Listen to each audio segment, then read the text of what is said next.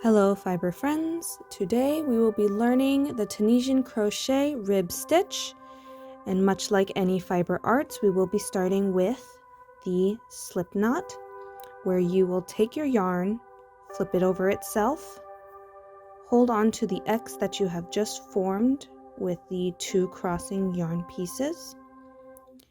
From the behind that loop you just made, you will take two fingers and pinch the working yarn that is connected to the big ball of working yarn or big ball of yarn that you will be using, and then pull it through that loop.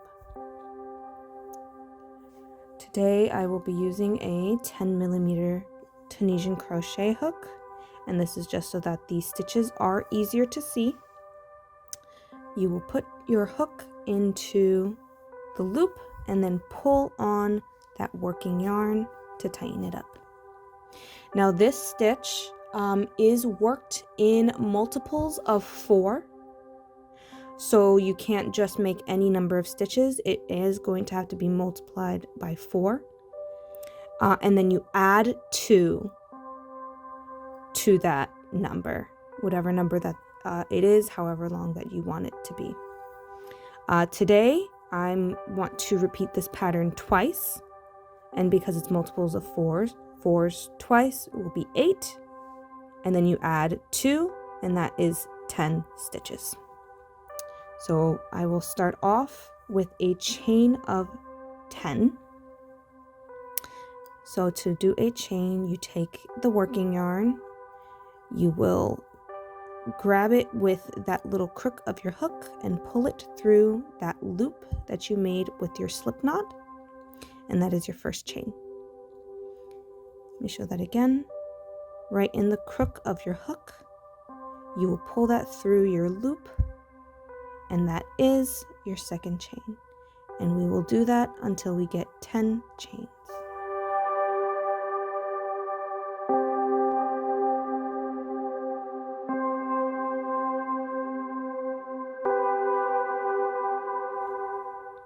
So now that we have our chains, we will flip that over, and you will see all these little bumps in the back, and that is what we are going to be working into.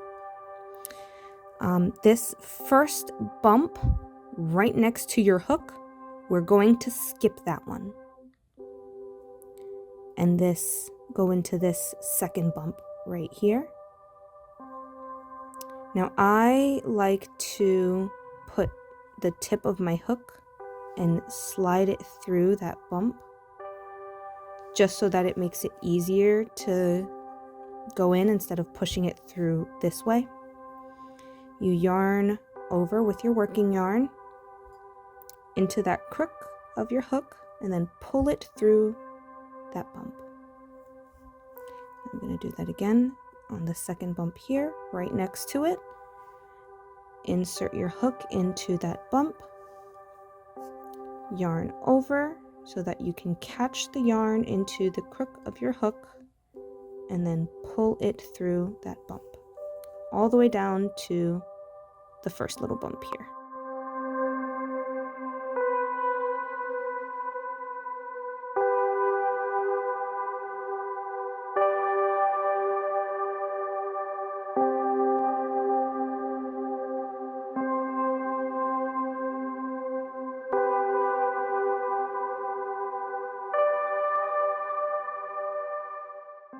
Okay, so I have finished all these chains, and we will count each loop on our hook. That's 1, 2, 3, 4, 5, 6, 7, 8, 9, and 10. So we have 10 loops on our hook. Now what we're going to do is we are now going to catch that working yarn, the crook of our hook, and pull through one loop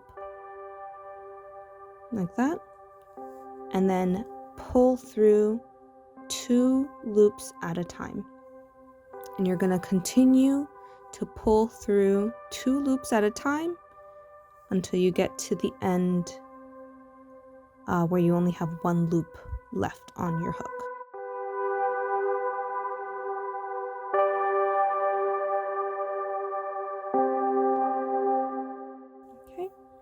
this will be your foundation row. This is how most Tunisian crochet is started. Right here, this is how it will look. Now, this stitch is a combination of the Tunisian knit stitch and the Tunisian purl stitch. We learned those earlier. I will try to have links to those stitches specifically if you need a more in-depth explanation or you want to see them fully. I'll leave those links in the description box below. But what we are going to do is we're going to skip this first loop right here, because this loop right here counts as our first stitch. Now we are going to start with a Tunisian purl stitch into the next two stitches. So we will put our hook behind our yarn right here, insert the tip of the hook into this front bar on this loop. You see this loop right next to right here. The bar that is closest to you, you will insert your hook through that, pull your yarn down, over, and then yarn over and pull through that one loop. Now I'm going to show that again. You will put your hook behind your yarn, find that next loop, the one right next to it right here. You can see this. Now this bar that's closest to you, you will insert your hook into that bar, right into that bar there. Take your working yarn, go down and around your hook, yarn over, and then pull through that loop. You will only do that 2 times. After you do that 2 times, these two right here, we will now be working 2 stitches in the Tunisian knit stitch. So we will find that next loop right here.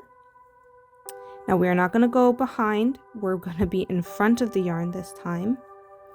And we are going to find this loop and insert our hook right through the middle of that loop, right there, all the way to the back.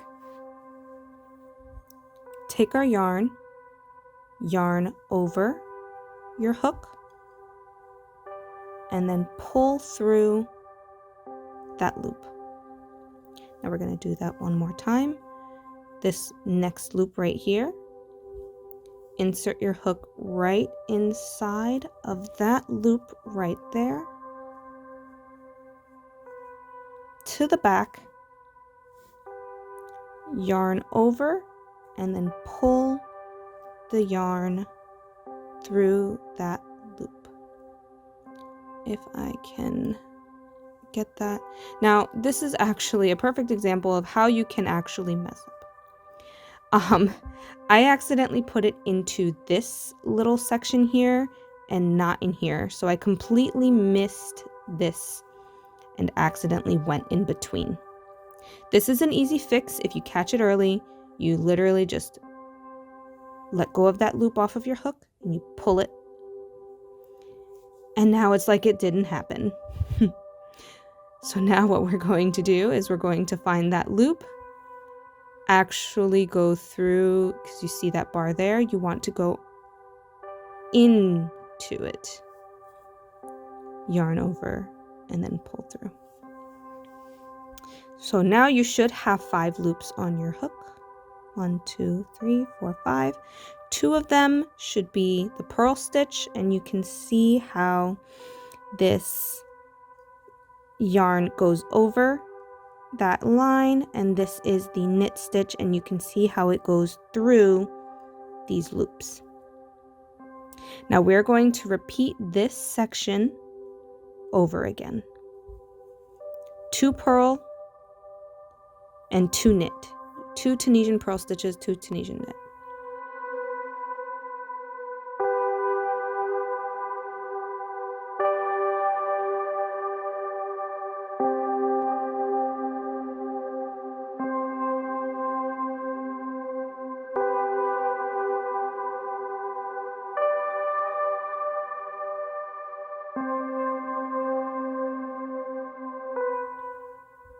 So we are now at our last stitch right at the end. This is where it will look a little funky. It looks just like a jumble of yarn. And it kind of is, but if you look really closely, there is a loop there. So if I pull this apart here, right at the end, you will see these two lines here. And a loop that goes right around there. You will also find a second little line of yarn right here. These two are going to be on the outside, and this part of the loop is going to be on the inside. You're going to insert this through that loop and have these two little yarn pieces on the outside. So right through there, and you can see the two yarn bars here. Yarn over and pull through, wow, those two yarn bars there. And this is how it will look. You should have 10 stitches. So 1, 2, 3, 4, 5, 6, 7, 8, 9, 10. Now we're going to do the same thing that we did in the previous row. Our back pass will always be the same. You will grab your working yarn with the crook of your hook and pull through one loop, and then pull through 2 loops, and continue pulling through 2 loops all the way until you only have 1 loop left on your hook.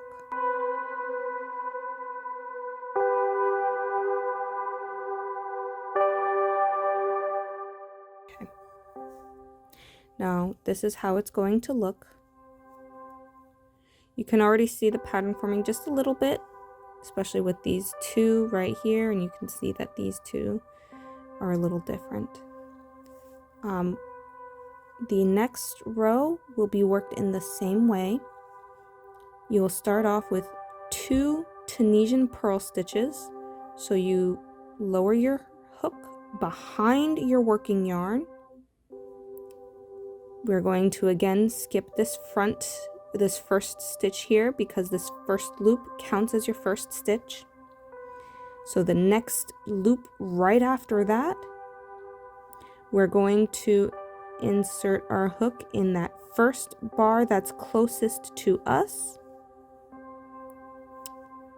And we're going to take this working yarn down around the hook and around again, just so that you can pull that yarn through the loop.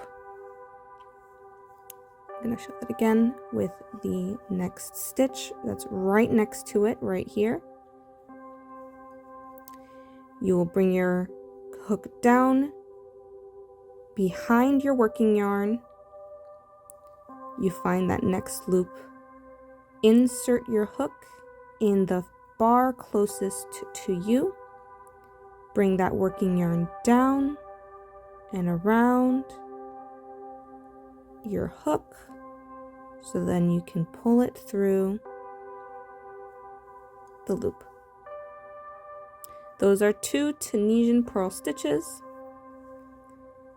and then you will do 2 Tunisian knit stitches, which the next 2, or the next loop rather, you will insert in the middle of that loop. So all the way through, push it through to the back, yarn over, and then pull it through that stitch. And that is 1 stitch. Then you find your next one right here, this little loop right next to it. You will insert your hook through the middle of that loop,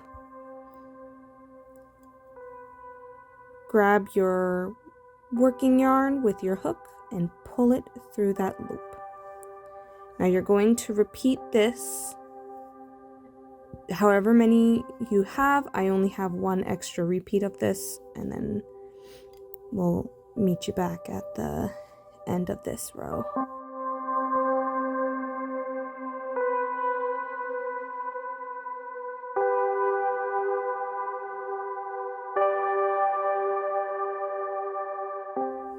Okay, now we are at our last stitch, and again, it looks funky. It usually looks funky.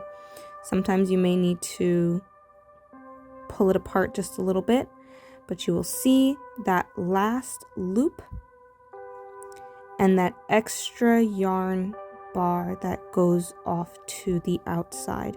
You will pull those two outward and insert into the middle of the loop with this yarn bar on the outside. So you want 2 yarn bars on the outside. Right here. You see those 2, they will X across each other. You will yarn over and then pull that through.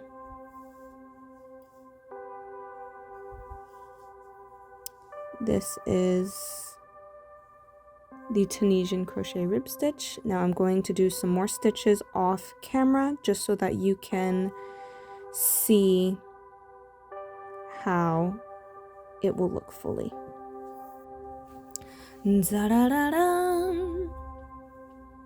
So this is how it looks. It is supposed to emulate the ribbing for like cuffs or necklines. You can, instead of doing 2 knit, 2 purl stitches, you can do 1 knit, 1 purl stitch, and the repeating stitch will only be multiples of 2 instead of multiples of 4. You can do 3 purl stitches and 3 knit stitches. That would be multiples of 6 instead of multiples of 2 or 4. So it does depend on that. For this one specifically, for this pattern specifically, it is multiples of 4. However long you want to make it has to be able to be divided by 4. Basically, you need to be able to fit groups of 4 stitches into it, and then you add 2 stitches, which will just be your first stitch right here, this kind of border, and then your last stitch here, and that is what those 2 extra stitches are. So these are 8 plus 2, which is 10. 1, 2, 3, 4, 5, 6, 7, 8, 9, 10. Yep. This is a really gorgeous stitch. It is good for clothing like cuffs. It is good for edgings. It is good for quite a bit of things. All right. I hope this was helpful, and I hope that you can make whatever you like with this. Alrighty. Happy crafting.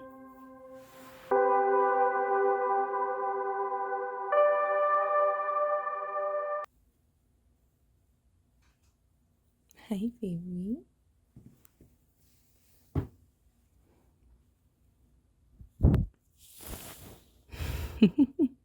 You're giving kissies to the phone.